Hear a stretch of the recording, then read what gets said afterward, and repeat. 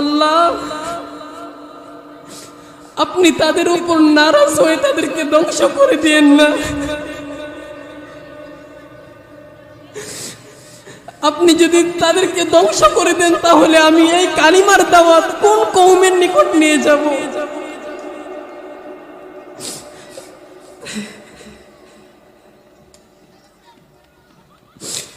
আল্লাহ আপনি তাদেরকে ধ্বংস করে দিয়েন না। আল্লাহ তাদেরকে আপনি হেদায়েত দান করেন, সঠিক বুঝ দান করেন। আল্লাহ তারা বোঝে না, তারা যদি বুঝতো আমি আব্দুল্লাহর পুত্র মুহাম্মদ আখিরি পয়গম্বর, আখিরি নবী, তাহলে তারা এমন ভাবে আমাকে আঘাত করতো না। আল্লাহর হাবিব এমন ভাবে কান্না করতেছেন আর দোয়া করতেছেন। আল্লাহর হাবিব আরো বলেন, হে আয়েশা তুমি কি জানো তায়েববাসীরা যখন আমাকে পাথর দিয়ে বারবার নিক্ষেপ করেছে, আঘাত করেছে, আমাকে রক্তাক্ত করেছে, তাতে আমি যতটুকু কষ্ট পেয়েছি তার চাইতেও আমি অধিক বেশি কষ্ট পেয়েছি। আম্মা জান আয়েশা সিদ্দিকা রাদিয়াল্লাহু তাআলা আনহা বলেন, কেন আপনি এত কষ্ট পেয়েছেন? পাথরের নিক্ষেপ থেকে আপনি কোন কারণে বেশি কষ্ট পেয়েছেন? আম্মা জান আয়েশা সিদ্দিকা রাদিয়াল্লাহু তাআলা আনহার প্রতি উত্তরে বলেন, ওরে আয়েশা, তারা যখন আমাকে পাগল বলে ডাক দিতেছিল, আমি নাকি পাগল, আমি তখন তাদেরকে বারবার বলেছিলাম আমি পাগল নই, আমি পাগল নই। فاتبعوني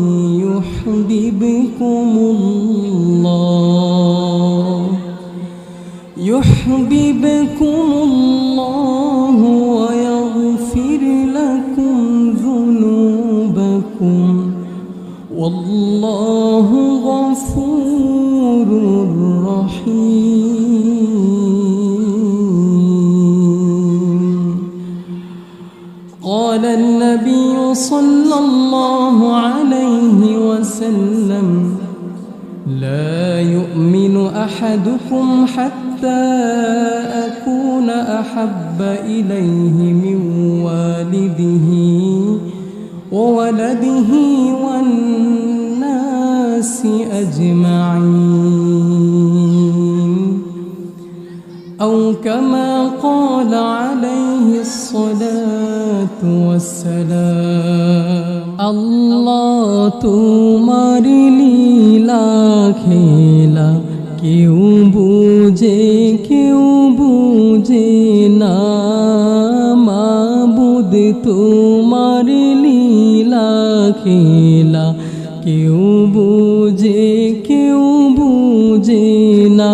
তুমি কাউকে রাখো গাছতলাতে মাওলা, কাউকে রাখো 10 তলায়, তুমি কাউকে রাখো 5 তলাতে মাওলা, কাউকে রাখো বালাখানায়। আল্লাহ তোমার লীলা খেলা কেউ বুঝে না, মাবুদ তোমার লীলা খেলা কেউ বুঝে না। ইব্রাহিম তোমার নবী ছিল, নমরুদে আগুনে ফেললো। ইব্রাহিম তোমার নবী ছিল, নমরুদে আগুনে ফেললো। আগুন হইল ফুল বাগিচা, ইব্রাহিম নবী কেন জ্বলল না? আগুন হইল ফুল বাগিচা, ইব্রাহিম নবী কেন জ্বলল না? আল্লাহ তোমার লীলা খেলা কেউ বুঝে না, মাবুদ তোমার লীলা খেলা কেউ বুঝে না।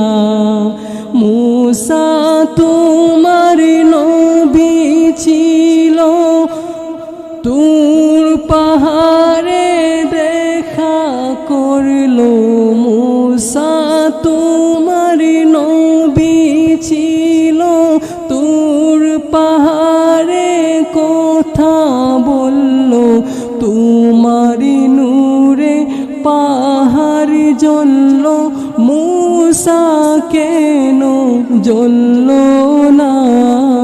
আল্লাহ তোমার লীলা খেলা কেউ বুঝে না। মাবুদ তোমার লীলা খেলা কেউ বুঝে না। ইউনুস তোমার নবী ছিল, মাছেতে গিলিয়া ফেলল।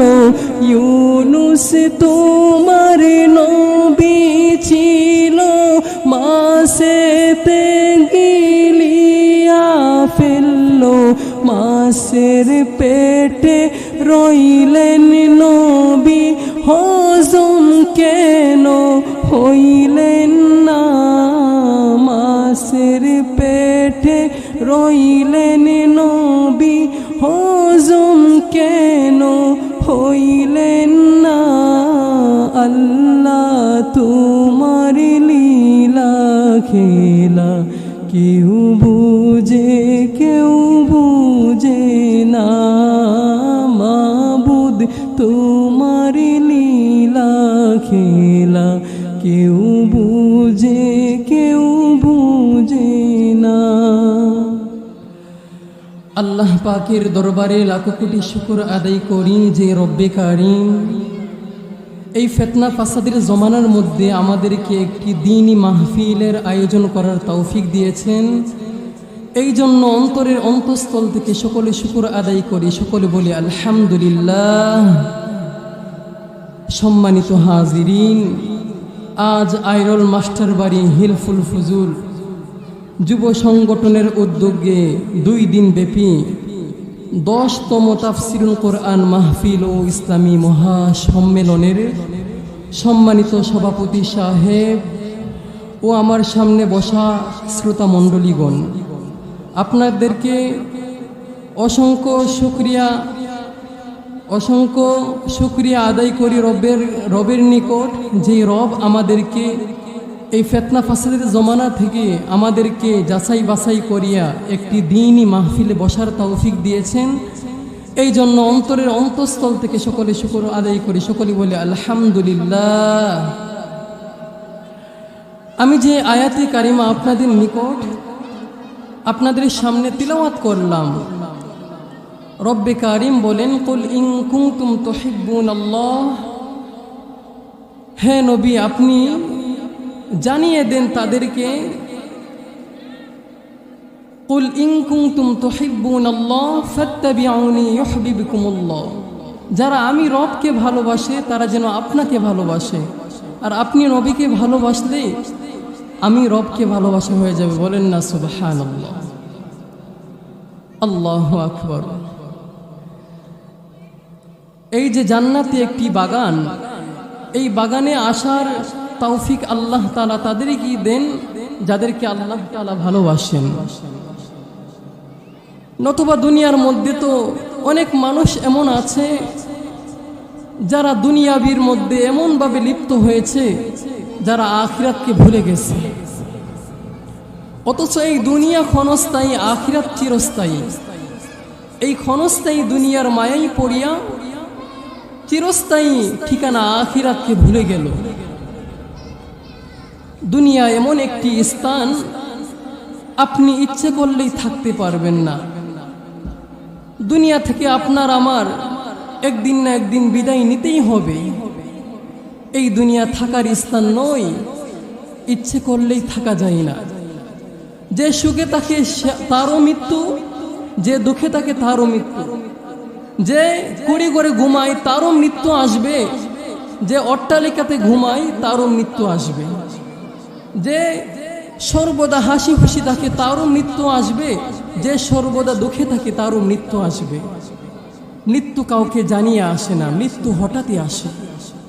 এই জন্য মৃত্যুর জন্য তৈয়ার থাকা সর্বদা আমাদের প্রতি জরুরি, কিন্তু গুনাহের দিকে আমরা এমনভাবে ধাবিত হচ্ছি, মরণ যে একটা জিনিস, মৃত্যু যে একটা জিনিস, মৃত্যু যে আমাদের সামনে, মৃত্যু যে কখন আসবে এটা যে কারো জানা নাই, এই কথাটাও আমরা ভুলে যাই।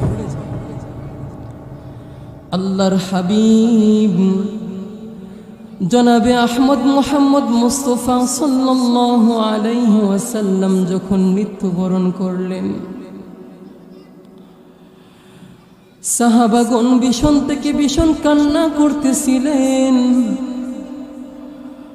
আল্লাহর হাবিব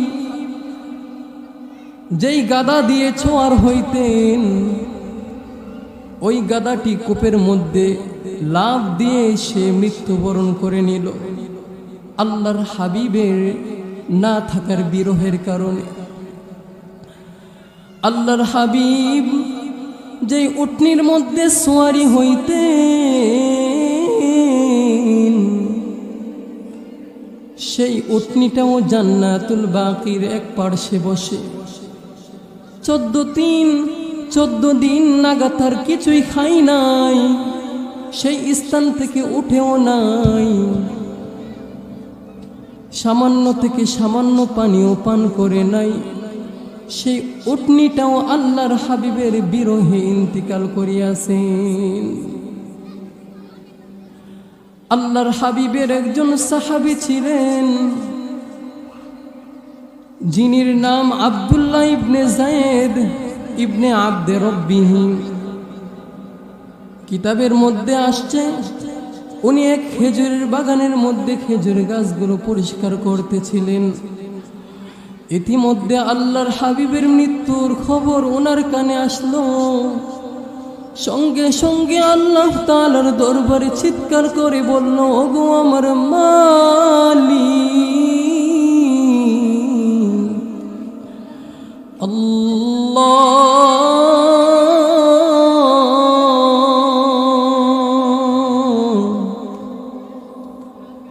যেই নবীকে আমার চোখ দেখেছে,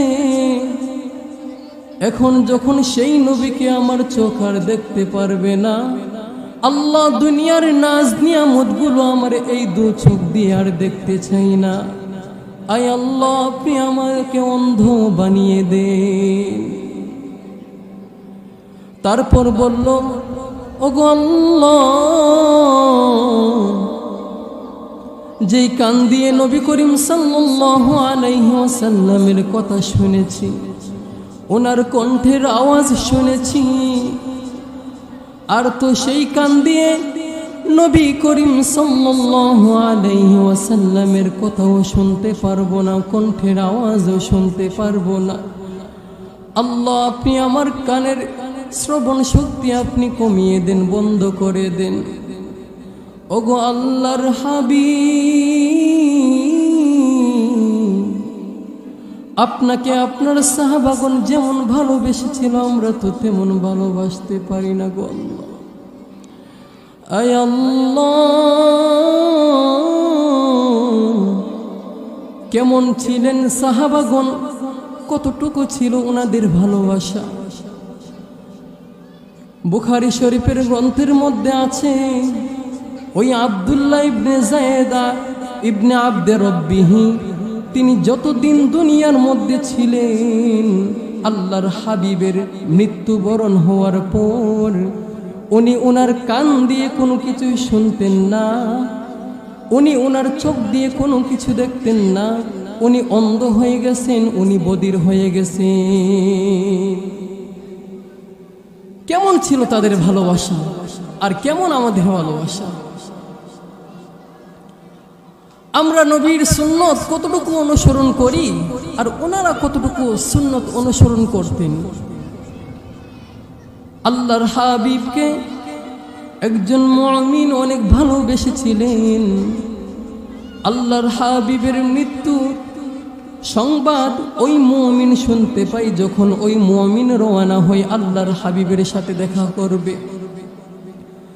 আল্লাহর হাবিবের সাথে দেখা করার উদ্দেশ্যে যখন রওনা হয়, নবী করিম সাল্লাল্লাহু আলাইহি ওয়াসাল্লাম ওনার রওজা মুবারকে যখন গেলেন তখন তিনি চিৎকার করে বললেন, যখন শুনতে পারলেন আল্লাহর হাবিব আর দুনিয়াতে নেই, সেই মুমিন ব্যক্তি এমন ভাবে চিৎকার করলো আর বলল, গো আল্লাহ, আমি আপনার বন্ধুকে দেখতে পারি নাই গো আল্লাহ। ওই মুমিন ব্যক্তি চিৎকারের কারণে সেই স্থানে আল্লাহ তাআলা তার মালাকুল মাউত আজরাইলের মাধ্যমে তার জানটাকে কবজ করে নেন। কেমন ছিলেন তাদের ভালোবাসা? যুবক, নবী করিম সাল্লাল্লাহু আলাইহি ওয়াসাল্লামের আদর্শই সঠিক আদর্শ। তুমি ফলো করো নবী করিম সাল্লাল্লাহু আলাইহি ওয়াসাল্লাম কেমন ভাবে চলতেন, কেমন ভাবে দ্বীনি দাওয়াত দিতেন, কেমন ভাবে চুল কাটতেন, কেমন ভাবে সমাজের রাস্তাঘাটে চলতেন, কেমন ভাবে মই মুরব্বীগণের সাথে আচরণ করতেন, কেমন ভাবে মা বাবার সাথে আচরণ করতেন, কেমন ভাবে দাদা দাদি নানা নানির সাথে আচরণ করতেন। ফলো করো নবী করিম সাল্লাল্লাহু আলাইহি ওয়াসাল্লামের জীবনী যদি তুমি ফলো করো তাহলে তোমার জীবনটা সুন্দর হয়ে যাবে, সুন্দর হয়ে যাবে। আজকে তুমি কাকে ফলো করো যে নিজেও জাহান্নামী, তোমাকেও জাহান্নামের দিকে ধাবিত করছে? তুমি সঠিক পথে এখনো ফিরে আসো। আম্মা জানা আয়েশা সিদ্দিকা রাদিয়াল্লাহু তাআলা আনহা বলেন, ওগো আল্লাহর হাবিব,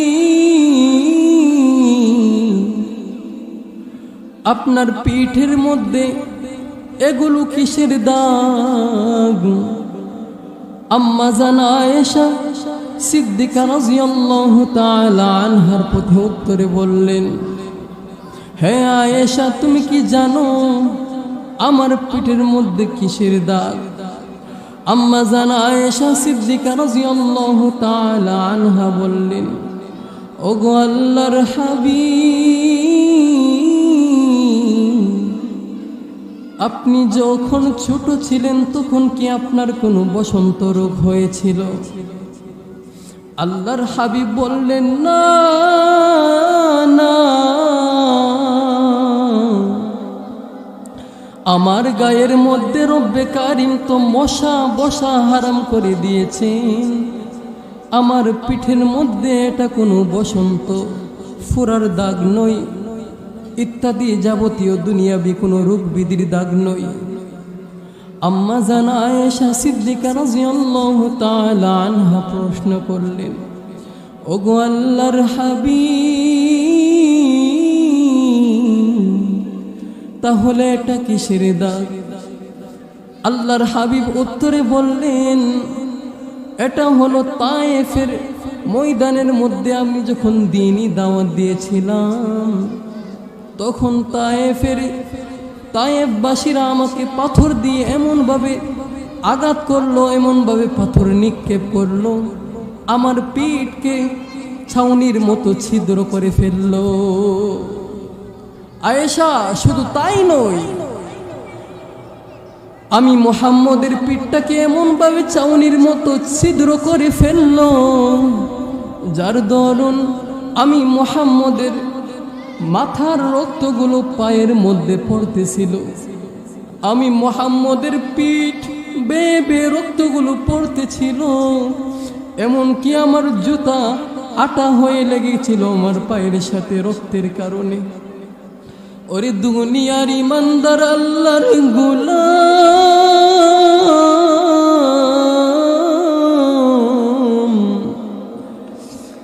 আমাদের জন্য আল্লাহর হাবিব কতই না কষ্ট করেছেন, এই দ্বীনের জন্য কত না কষ্ট মুজাহাদা করেছেন। আল্লাহর হাবিব এমন তো অবস্থায় রক্ত যখন ওনার মাথা থেকে পা মুবারক পড়তেছিল, আল্লাহর হাবিব তখনও তায়েফবাসীদের কি কোনো বদদুয়া দেন নাই? কেমন নবী ছিলেন আমাদের, কেমন নবী ছিলেন আমাদের, যিনি এত আঘাত পাওয়ার পরও রবের নিকট নালিশ দেন নাই, কোনো বদদুয়া দেন নাই। কেন বদদুয়া দেন নাই? রব, ওরা বেবুঝ, ওরা বুঝে নাই। ওরা যদি জানতো আমি আপনার হাবিব, আপনার প্রিয় বন্ধু, তাহলে ওরা হয়তো আমাকে এমনভাবে পাথর দিয়ে আঘাত করতো না, এমনভাবে পাথর দিয়ে আমাকে রক্তাক্ত করতো না। আল্লাহ,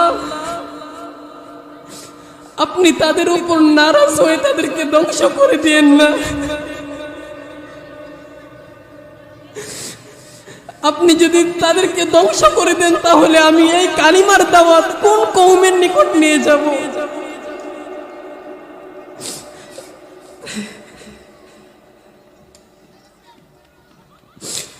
আল্লাহ, আপনি তাদেরকে ধ্বংস করে দিয়েন না।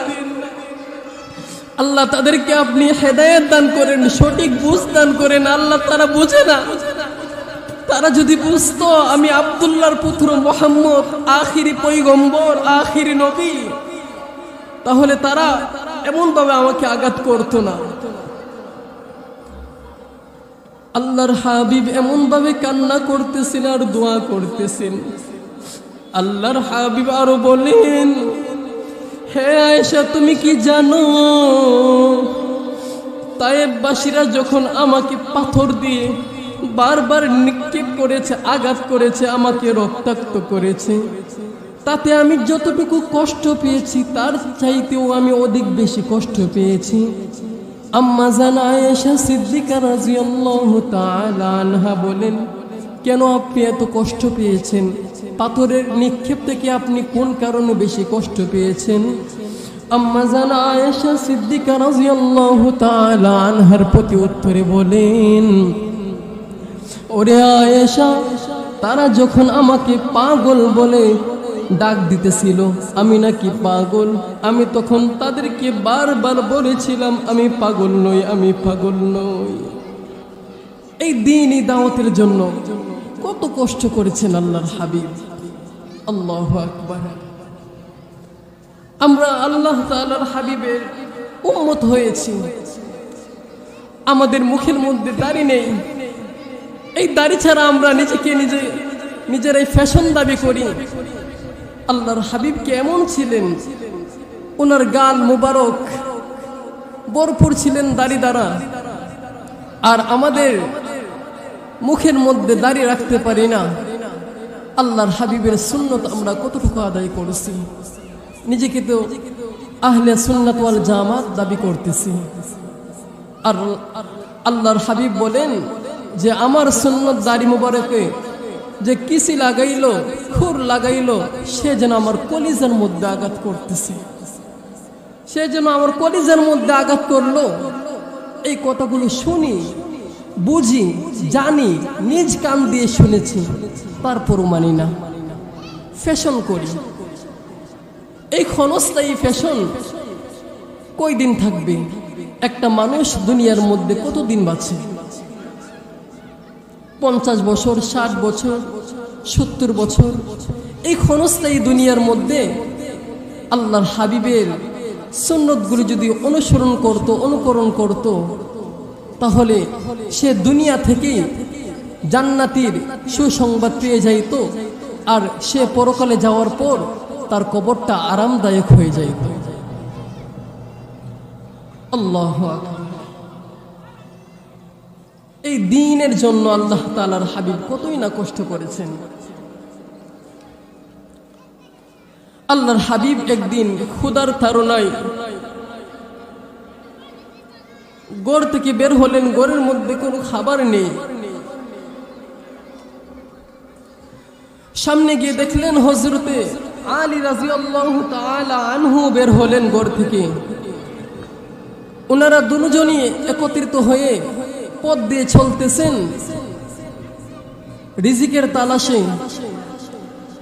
আল্লাহর হাবিব বললেন, ওই যে সামনে দেখা যাচ্ছে কিছু ব্যক্তি বসা, তাদের অবস্থা সম্পর্কে জেনে আসো।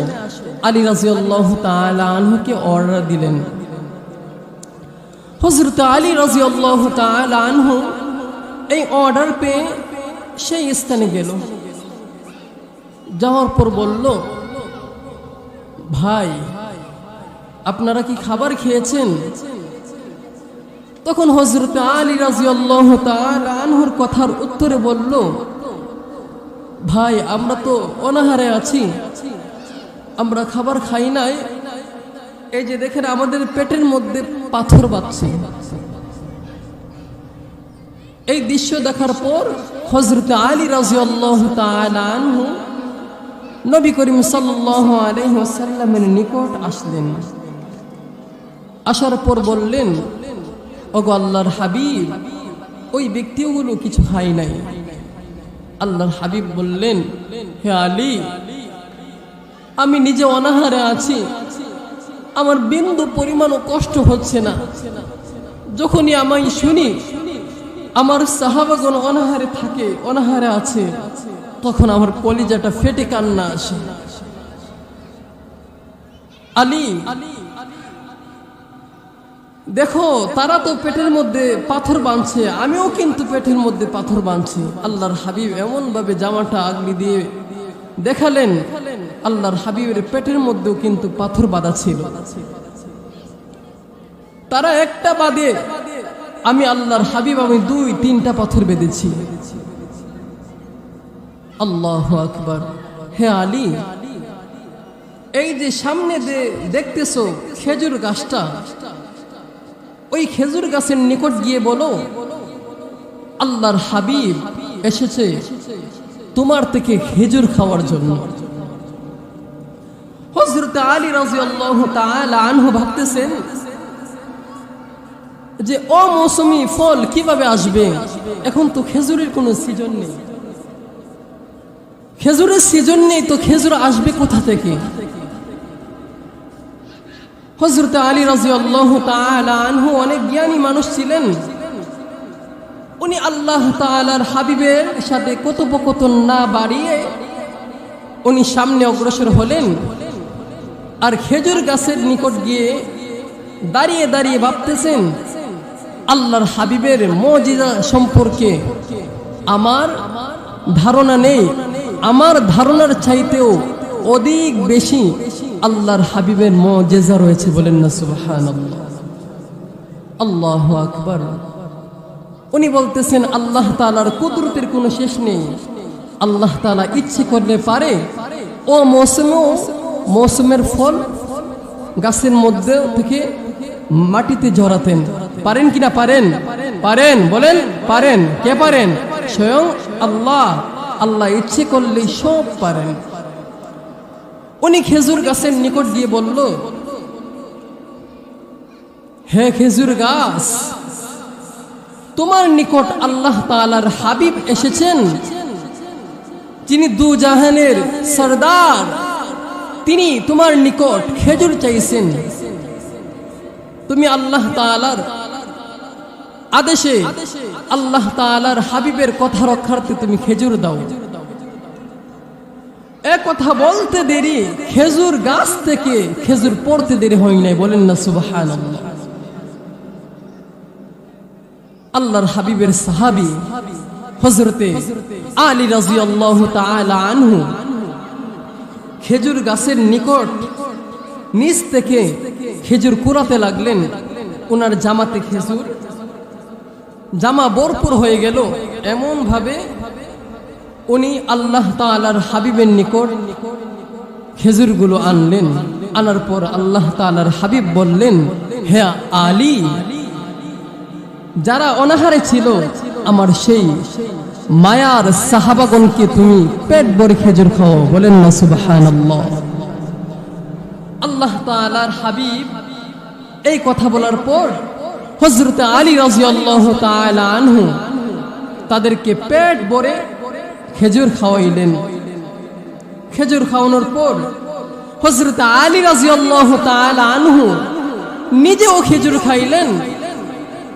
খেজুর খাওয়ার পর আল্লাহর হাবিবও সেই স্থান থেকে খেজুর খাইলেন। কিছু খেজুর অবশিষ্ট রয়ে গেল। আল্লাহর হাবিব বললেন, হে আলী, তুমিও যখন অনাহারে ছিলে, হয়তো আমার প্রাণপ্রিয় কন্যা ফাতেমাও কোনো কিছু হয়তো খাই নাই, তুমি যাও, যেই খেজুরগুলো অবশিষ্ট রয়েছে গিয়ে আমার নাতিনক্কর সহ ফাতেমাকে নিয়ে খাও। বলেন না সুবহানাল্লাহ। ও মৌসুমের ফল আল্লাহ তাআলা গাছের মধ্যে দিয়ে দিলেন, খেজুর গাছের মধ্যে। এটা কার কুদরত বলেন? আল্লাহ তাআলার কুদরত। এটা কার কুদরত? আল্লাহ তাআলার কুদরত। আল্লাহ তাআলা আমাদেরকে অনেক নিয়ামত দিয়েছেন। আমাদের শরীরের অঙ্গ প্রত্যঙ্গগুলো আল্লাহ তাআলার নিয়ামত দিয়ে ভরপুর। আজকে আমার চোখ আছে,